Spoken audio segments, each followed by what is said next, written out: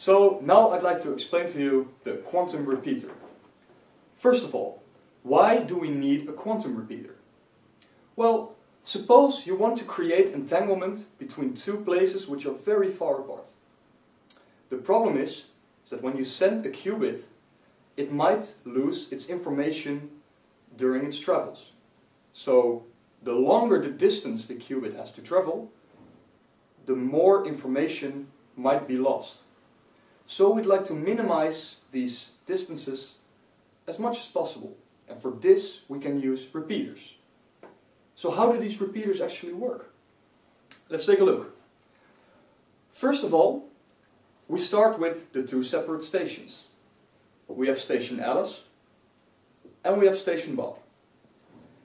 Alice has two qubits which are entangled. And Bob also has two qubits which are entangled.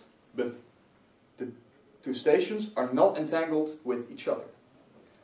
And this is where the repeater comes in, which is shown here in the middle. So for the next step, Alice and Bob both send one of their qubits to the repeater, which looks like this. Now, important to note here is that there is still no entanglement between Alice and Bob, because these two particles are not entangled. To create this entanglement, we need to do some clever operations. These clever operations are performed here in this black box. This black box performs some operations on the qubits and eventually measures them, which results in the qubits in the repeater to collapse and generate an entangled state between Alice and Bob. So you can see now that the two qubits which were there in the middle initially are now gone, and there is a pure entangled state between Alice and Bob.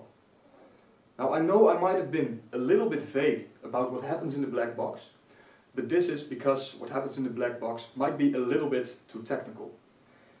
If you're still interested in the details, I'd like to refer you to the link below, which explains what happens in the repeater in more detail.